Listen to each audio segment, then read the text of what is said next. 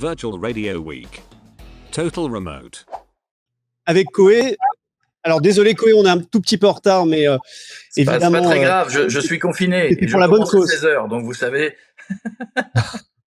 Ça va, tu t'es levé ce matin pour nous. Merci d'être avec nous. D'abord, comment se passe ce confinement? Évidemment, comme disait à l'instant le président, tu as fait partie de ceux qui ont été très rapidement confinés. D'abord, c'était évidemment pour sa propre santé, c'était aussi un symbole à envoyer à tes auditeurs qui sont jeunes pour la plupart, en disant l'animateur qu'ils aiment doit lui aussi être confiné, et c'est pour montrer l'exemple. Alors, il y a deux raisons. Oui, il y a une histoire d'exemple et puis il y a une histoire de réalité. Dans mon équipe, on est 15. Vous pouvez pas mettre 15 personnes dans un studio, même si le studio, le grand studio d'énergie en bas est très grand. Mais vous savez, moi, je fais 4 heures. Je fais 2 heures en haut, 2 heures en bas.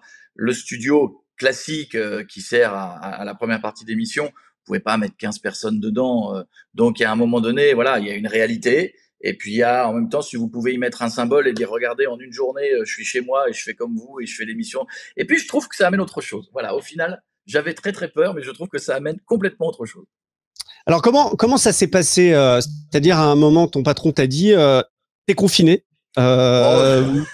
Tu restes chez toi, on va t'envoyer un technicien t'installer du matériel. Non. Comment ça s'est passé concrètement, ce confinement? Ça n'a pas été si brutal que ça. C'est moi qui ai pris les devants parce que je suis au Touquet là pendant que je vous parle. Ma maison est au Touquet et je me suis dit voilà, j'ai pas du tout envie d'être confiné à Paris.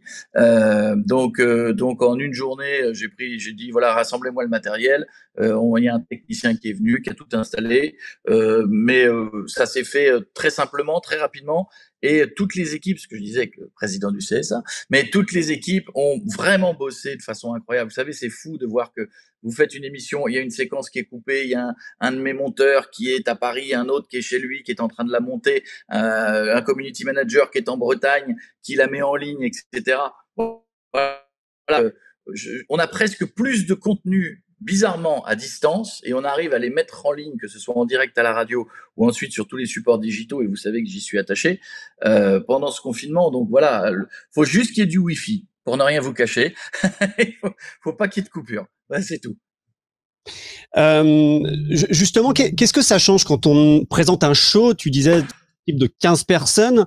Est-ce qu'on fait de la radio de la même façon, et on connaît un peu la réponse, quand toi tu es quelque part et puis tes auteurs, tes chroniqueurs sont ailleurs chez eux? Est-ce qu'on arrive à garder finalement la même fluidité, la même qualité de rendu pour les auditeurs? Honnêtement, oui, à une seule et unique condition, si vous vous connaissez bien. C'est-à-dire que moi, j'ai une bande qui me connaît bien, que je connais bien, parce que c'est très important de savoir quand vous devez couper, rentrer dans la parole, couper l'un, couper l'autre. Voilà, c'est déjà très compliqué pour beaucoup de gens parfois en direct, alors dans la même pièce. Alors imaginez quand vous êtes séparés de plusieurs centaines de kilomètres, mais ça amène autre chose. Moi, je crois que ça a permis à mon fils de faire de la radio alors qu'il n'aurait jamais imaginé faire de la radio. Et je crois que les gens veulent ce côté-là. Si vous n'êtes plus dans le studio et que vous êtes chez vous, ils ont envie d'entendre, de voir le chien qui vient vous voir, votre fils qui vous parle, qui n'a pas compris que vous étiez à l'antenne. Je trouve que tout ça enrichit l'émission en direct et rapproche encore plus de ce qu'on est, de ce que font les gens. Parce que les gens qui sont en télétravail, il y a le gamin qui arrive, il y a le petit qui crie, voilà. Et je trouve que être proche des gens, c'est le meilleur moyen. Vous savez, le succès d'une émission, on peut dire ce qu'on veut. Moi, je fais une émission de divertissement, d'humour sur l'actu. Vous allez me dire, le truc numéro 1, c'est d'être drôle. Oui, bien sûr. Mais je crois que c'est d'être vrai aussi. C'est-à-dire de se moquer, de rire, de polémiquer, de ce que peuvent imaginer les gens et de ce que vivent les gens. Plus vous êtes près des gens, plus vous marchez. Comment tu fonctionnes techniquement? Est-ce que alors t'as possibilité de nous montrer comment alors là tu es alors t'es devant derrière. Non mais t'as quoi? T'as un petit codec? Parce que là tu parles surtout à des pros. Mais j'ai un VIA enfin rien n'est allumé, mais vous allez voir, il est là. Je sais pas si vous le voyez. Ouais, très bien. C'est tout. J'ai une batterie d'ordi et puis tous mes sons sont là et c'est moi qui envoie les sons en live de chez moi. Donc je fais 3 fois plus de boulot depuis que l'on est confiné qu'avant, puisque pour être très honnête, j'ai le confort d'avoir une équipe qui me coupe mes sons, qui me les charge et là, on m'envoie un fichier et on me dit débrouille-toi. Et donc c'est à moi de rentrer tous les sons. Mais voilà, je voulais les envoyer moi-même parce que je voulais pas qu'il y ait de décalage, parce qu'il faut que ça reste instantané. Malgré tout, il y a toujours une demi-seconde de décalage.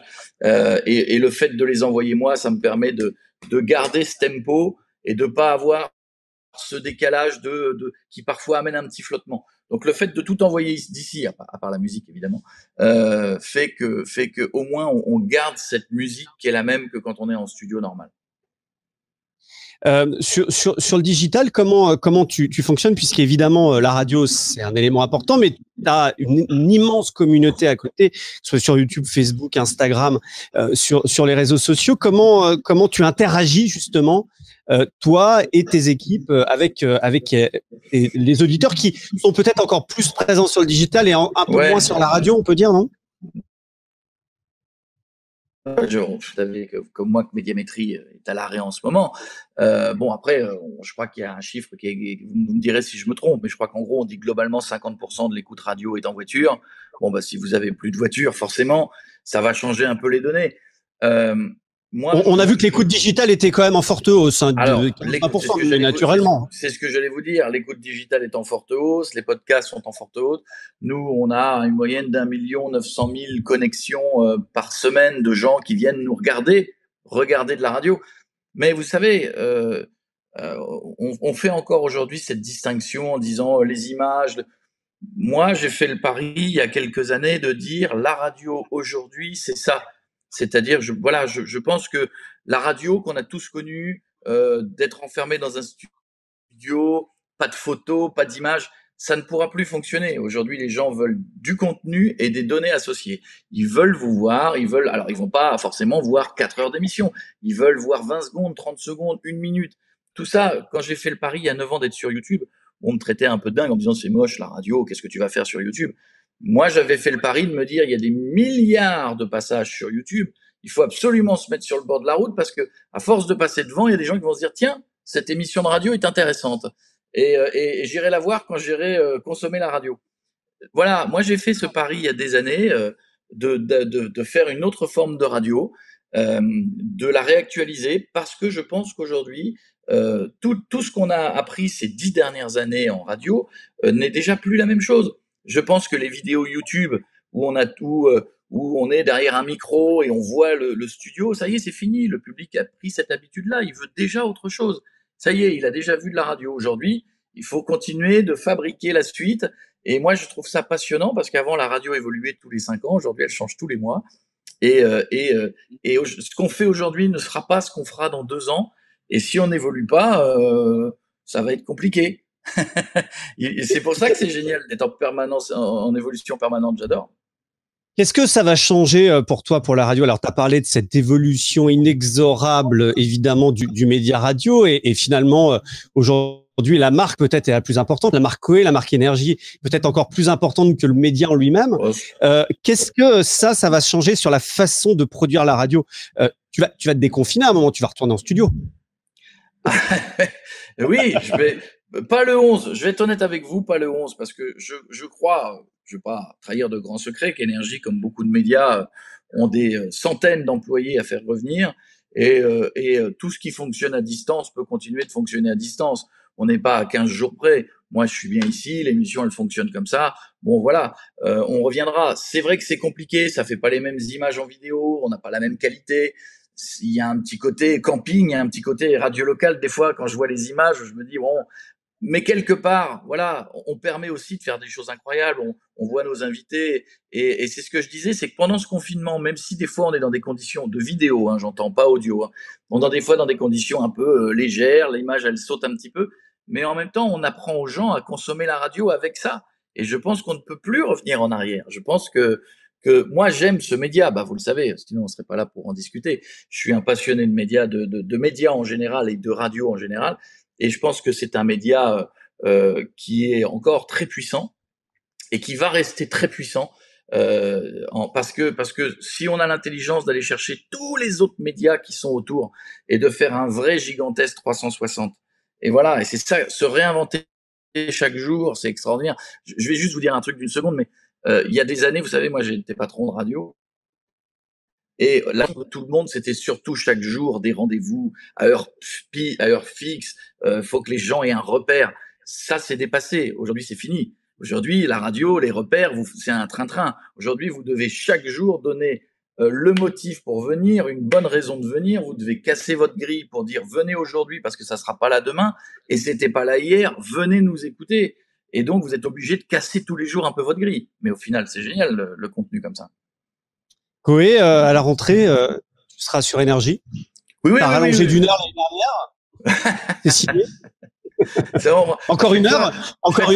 Alors la pub, on te voyait t'étendre comme ça. Est-ce que tu vas démarrer à 15h et terminer à minuit à un moment? On est en train de réfléchir à pas mal de solutions. Mais c'est vrai que, bon, voilà, à chaque fois, c'était un pari. Vous savez que le 17h, pour moi, c'était un vieux pari, même si ça a été une petite raison de courte fâcherie parce que je voulais ce 17h. On a prouvé et on est tous ravis du succès. Puis après, j'ai dit, mais je pense qu'il faut aller chercher les gens encore plus tôt. Voilà, bah c'est en fait, c'est exactement ce que je vous disais juste avant. Avant, quand vous faisiez un créneau radio, vous aviez le même pendant très longtemps et tout le monde faisait 6h, 9h, tout le monde faisait 18h, 21h. Ça, c'est fini parce que les habitudes de radio ont changé et elles évoluent certainement tous les ans. Eh bien, si les gens veulent un peu plus de contenu comme ça, plus tôt, plus tard, etc., c'est à nous de nous adapter. Je trouve ça génial, moi, qu'une radio n'ait pas la même grille d'année en année. Je trouve ça incroyable, ça change. Donc en septembre, sur Énergie, ce sera la même grille? Ah ça, c'est certainement pas moi qui vais vous révéler les secrets d'annonce. Laissez Gaël, Jean-Paul, Mariam, ils aient des choses à annoncer. De toute façon, ils sont pas fixés encore, mais oui, on en discute. Très bien. Merci en tout cas, Koé, d'avoir été avec nous. On a d'ailleurs en triplex, en duplex avec nous, Chloé Sidbon. Chloé Sidbon, c'est la présidente des Voix. Elle préside l'association qui fait les voix antennes, les voix.fr, lesvoix.fr, qui, alors voilà, ça permet à notre nouvelle invitée, à Chloé, de parler avec Koé. Voilà. Alors, Koé, je sais pas si tu as déjà fait voix antenne. Tu as déjà bien dû faire ça dans ta vie, non? Non, je n'ai jamais fait ça parce que je trouve que j'ai pas une voix antenne, bizarrement. Vous voyez ce que je veux dire? Je trouve que j'ai pas une voix à jingle ou à promo. Il y a des gens qui le font tellement mieux que moi que j'ai jamais osé me risquer à ça. Voilà, et donc les voix qui ont évidemment changé leur façon de travailler. Merci Koé, en tout cas, très belle journée et merci d'avoir joué le jeu, évidemment. Merci à vous. Au revoir Chloé, au revoir à tous, à bientôt. Au revoir. À très bientôt. Virtual Radio Week. Total Remote.